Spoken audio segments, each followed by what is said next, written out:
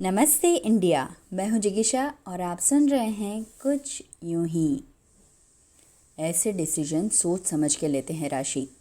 जल्दबाजी ज़िंदगी में बहुत भारी पड़ सकती है। आखिर ये तुम्हारी करियर का सवाल है। ये बड़ौदा शहर तुम्हारी आवाज़ से जगता है।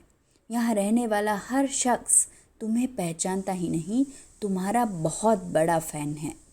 लोग रेडियो इसलिए चालू करते हैं ताकि तुम्हारी आवाज़ सुने और उनका दिन बन जाए। इतने अवार्ड्स, अच्छा पैसा, इतना नाम, इतना सम्मान, सब कुछ होने के बाद तुम ये कह रही हो कि ये सब छोड़ के तुम्हें मुंबई जाना है। मुझे बहुत अफसोस हो रहा है ये कहते हुए कि तुम भी दूसरों की तरह मुंबई के प्रति अंधी दौड़ में शामिल हो गई हो। राशि के बॉस, उसके मेंटोर कहने वाले सिंह साहब ने कहा।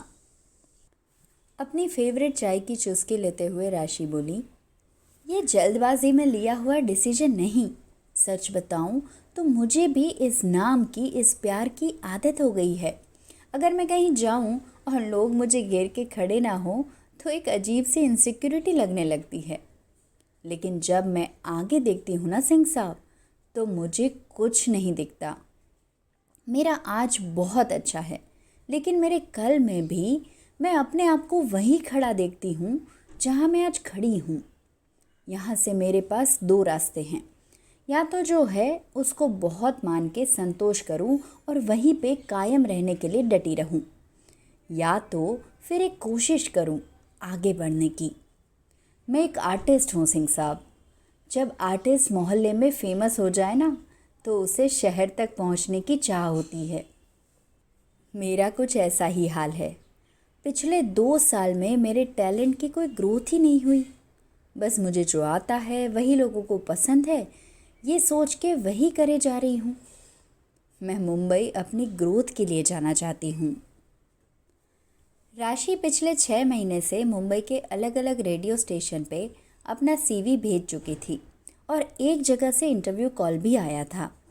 इतने सालों का अनुभव, इतनी फ़ैन फॉलोइंग ने राशि को एक गज़ब का कॉन्फिडेंस दिया था और उसी कॉन्फिडेंस के साथ वो मुंबई इंटरव्यू के लिए आई।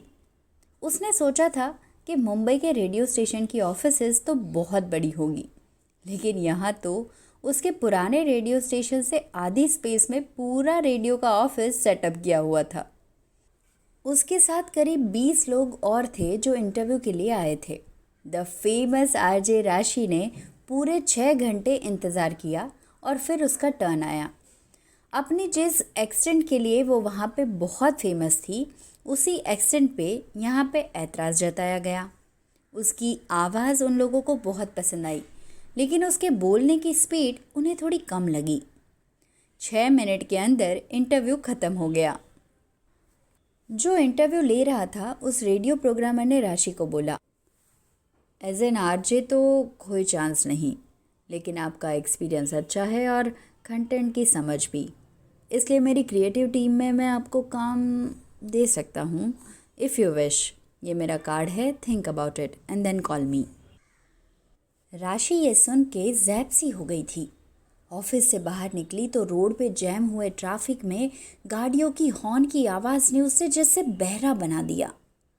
वापस जाने के लिए पीक आवर होने की वजह से कोई टैक्सी मिल नहीं रही थी। वैसे भी उसको गेस्ट हाउस जाने की इच्छा नहीं थी।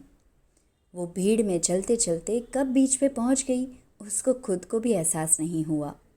वहाँ उसने सामने देखा असीम समंदर और उसकी तूफानी लहरें। इतने बड़े समंदर के आगे इंसान का कोई अस्तित्व ही नहीं। इसी भाव से वो वहीं बैठ गई। उसे प्यास लग रही थी, होठ सूख रहे थे, जिस वजह से जैसे ही उसने जीभ से होठ गीले करने चाहे, उसको अपने ही होठ खारे लगे। अजीब शहर है ये, किसी को भी खारा बना देता है। एक इंटरव्यू के धक्के ने राशि को जैसे आसमान से ज़मीन पे नहीं, सीधा इस समंदर में फेंक दिया था। उसे समझ में आ गया था कि अपने शहर के तालाब की भले ही वो बड़ी मछली थी, यहाँ समुंदर में वो करोड़ों के बीच एक मछली थी।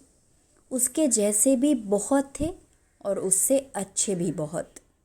समुंदर ही इतना बड़ा था कि मछली तो क्या, किसी मगरमच्छ की भी यहाँ कोई औकात नहीं थी।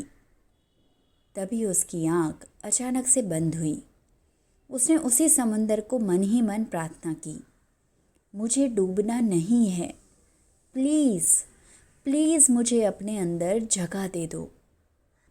उसे जैसे तथास्तु कह रहा हो वैसे ही समंदर उसके पैरों को भिगा गया।